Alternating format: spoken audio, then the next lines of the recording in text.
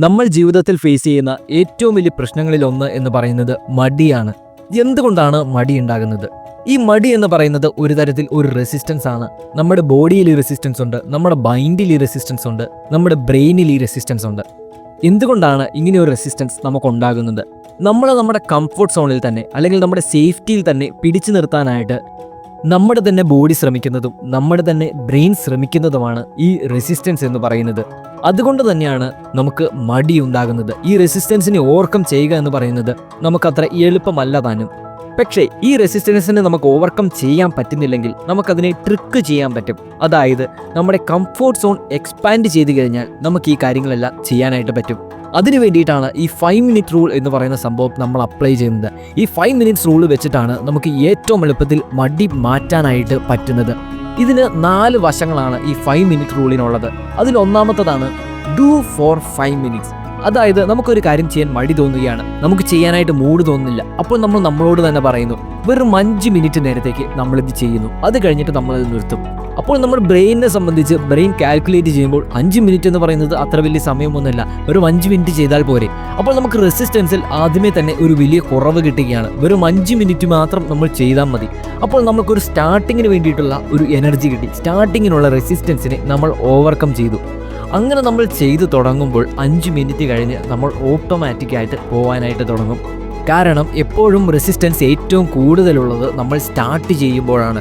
നമ്മൾ റെസ്റ്റിംഗ് പൊസിഷനിലാണെങ്കിൽ നമ്മളെ റെസ്റ്റിങ്ങിൽ തന്നെ പിടിച്ചിരുത്താനായിട്ടാണ് ബ്രെയിൻ ഏറ്റവും കൂടുതൽ നോക്കുന്നത്. പക്ഷേ നമ്മൾ മൂവിങ് പൊസിഷനിലാണെങ്കിൽ നമുക്ക് മൂവ് ചെയ്തുകൊണ്ടിരിക്കാൻ കുറേ കൂടി എളുപ്പമാണ്. അതുകൊണ്ട് നമുക്ക് എന്ത് പാടുള്ള കാര്യം ചെയ്യണമെങ്കിലും അല്ലെങ്കിൽ എന്ത് കാര്യം ചെയ്യണമെങ്കിലും മടി തോന്നുന്നുണ്ടെങ്കിൽ ജസ്റ്റ് പറയുക, I will do it just for 5 minutes. വെറും 5 മിനിറ്റത്തേക്ക് ജസ്റ്റ് ഒന്ന് ചെയ്തു നോക്കുക. പഠിക്കണോ? ജസ്റ്റ് 5 മിനിറ്റത്തേക്ക് ഒന്ന് പഠിച്ചു നോക്കുക. ഇങ്ങനെയാണ് ഡു ഫോർ 5 മിനിറ്റ്സ് എന്നുള്ളത് വർക്കാകുന്നത്. രണ്ടാമത്തെ ഇതിൻ്റെ ഒരു വശമാണ് ഹാബിറ്റ് ഓഫ് 5 മിനിറ്റ്സ്. അതായത് പല ഹാബിറ്റ്സും നമുക്ക് തുടങ്ങുക എന്ന് പറയുന്നത് പാടാണ്. അത് മെഡിറ്റേഷൻ ആയിക്കോട്ടെ, അല്ലെങ്കിൽ റീഡിംഗ് ആയിക്കോട്ടെ, അല്ലെങ്കിൽ എക്സസൈസ് ആയിക്കോട്ടെ. ഈ ഒരു ഹാബിറ്റ് നമ്മുടെ ലൈഫിലേക്ക് കൊണ്ടുവരിക എന്ന് പറയുന്നത് പാടാണ്. പക്ഷേ നമ്മളിത് 1 മണിക്കൂറും അരമണിക്കൂറും ഒക്കെ വെച്ച് ഷെഡ്യൂൾ ചെയ്യുന്നത് കൊണ്ടാണ് പലപ്പോഴും നമുക്കിതൊരു പാടായിട്ട് മാറുന്നത്. അതുകൊണ്ട് വെറും 5 മിനിറ്റ് മാത്രം ഇത് നമ്മുടെ ലൈഫിൽ ഷെഡ്യൂൾ ചെയ്യുക. നമ്മൾ മെഡിറ്റേഷൻ ചെയ്തു തുടങ്ങുന്ന ഒരാളാണെങ്കിൽ അല്ലെങ്കിൽ നമ്മൾ ജിം സ്റ്റാർട്ട് ചെയ്യുന്ന ഒരാളാണെങ്കിൽ വെറും 5 മിനിറ്റ് മാത്രം ഇതിനെല്ലാം വേണ്ടി ടൈം മാറ്റി വയ്ക്കുക. മോർണിംഗിൽ എഴുന്നേൽക്കുമ്പോൾ ഒരു 5 മിനിറ്റ്, അല്ലെങ്കിൽ ഏതെങ്കിലും ഒരു സ്പെഷ്യൽ സമയത്ത് 5 മിനിറ്റ്. ഈ 5 മിനിറ്റ് എന്ന് പറയുന്നത് നമുക്ക് സ്കിപ്പ് ചെയ്യാനായിട്ട് പാടായിരിക്കും. അതുപോലെ തന്നെ നമ്മൾ അരമണിക്കൂർ 1 മണിക്കൂറൊക്കെ വരുമ്പോൾ സ്കിപ്പ് ചെയ്യാൻ ടെൻഡൻസി കൂടുതലാണ്.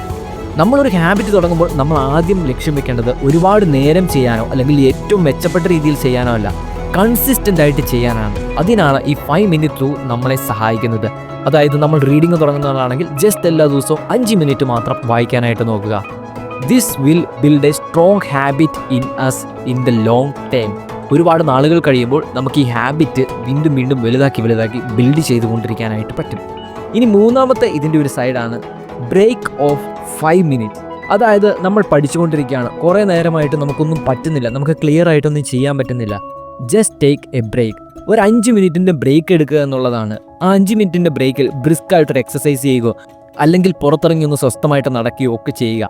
5 മിനിറ്റത്തേക്ക് നമ്മൾ ചെയ്തുകൊണ്ടിരിക്കുന്ന ആക്ടിവിറ്റിയിൽ നിന്നും വേറൊരു കാര്യത്തിലേക്ക് നമ്മുടെ ഫോക്കസ് മാറ്റുക. നമ്മൾ ചെയ്തുകൊണ്ടിരുന്ന കാര്യത്തിൽ എൻഗേജ്ഡ് ആയിരുന്ന ബ്രെയിൻ മസിൽസ് ഒന്ന് റിലാക്സ് ചെയ്യും.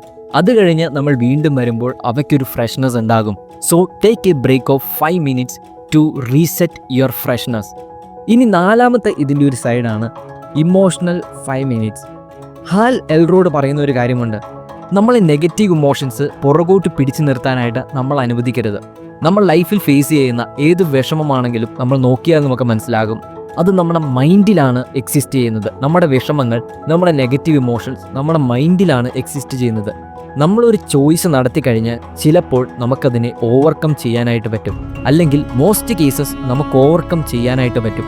പുള്ളി പറയുന്ന ഒരു കാര്യം ഇതാണ്, നിങ്ങൾക്ക് ഭയങ്കരമായിട്ട് വിഷമമുണ്ടാകുന്നു അല്ലെങ്കിൽ ഇമോഷണലി സ്റ്റേബിൾ ആവാൻ പറ്റാത്തൊരു സിറ്റുവേഷൻ ഉണ്ടാകുന്നു, വെറുതെ ടൈമർ വെക്കുക. 5 മിനിറ്റിൻ്റെ ഒരു ടൈമർ വെക്കുക. എന്നിട്ട് നിങ്ങൾക്കുള്ള ഇമോഷൻ മൊത്തം എക്സ്പ്രസ് ചെയ്യുക. നിങ്ങൾക്ക് കരയണമെന്ന് തോന്നുന്നു കരയുക, ദേഷ്യപ്പെടണമെന്ന് തോന്നുന്നു ദേഷ്യപ്പെടുക. ആ എക്സ്പ്രഷൻ ഫുള്ള് നടത്തുക എന്നുള്ളതാണ്. പക്ഷേ ഈ 5 മിനിറ്റ് ടൈമർ കഴിയുമ്പോൾ സ്റ്റോപ്പ് ചെയ്യുക. എന്നിട്ട് മനസ്സിലാക്കുക, നിങ്ങൾക്കിതൊന്നും മാറ്റാൻ പറ്റാത്ത കാര്യങ്ങളാണ്. കഴിഞ്ഞു പോയതൊന്നും നിങ്ങൾക്ക് മാറ്റാൻ പറ്റില്ല. സോ അതെല്ലാം ഇനി വീഴുന്നു. നമ്മുടെ ഇമോഷൻസ് എല്ലാം നമ്മൾ പുറത്തോട്ട് വിട്ടു. നമ്മളൊരു ട്രാഫിക്കിൽ കിടക്കുമ്പോൾ വണ്ടികളെല്ലാം തിങ്ങിക്കൂടി കിടക്കുകയാണ്. നമ്മൾ ആ വണ്ടിക്കകത്തിരുന്ന് എത്ര ബഹളം വെച്ചാലും ഒന്നും സംഭവിക്കാൻ പോകുന്നില്ല.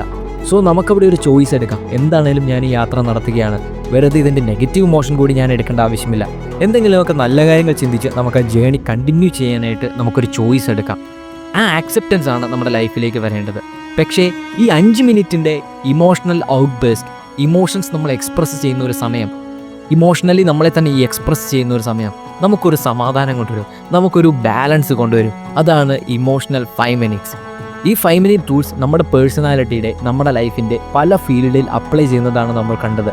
ആദ്യം നമ്മുടെ ലേസിനെസ്സിനെ ഓവർകം ചെയ്യാനായിട്ട് ഡു ഇറ്റ് ഫോർ 5 മിനിറ്റ്സ് നമ്മൾ അപ്ലൈ ചെയ്തു. അത് കഴിഞ്ഞിട്ട് ഹാബിറ്റ്സ് ബിൽഡ് ചെയ്യാൻ വേണ്ടിയിട്ട് 5 മിനിറ്റ്സ് റൂൾ അപ്ലൈ ചെയ്തു.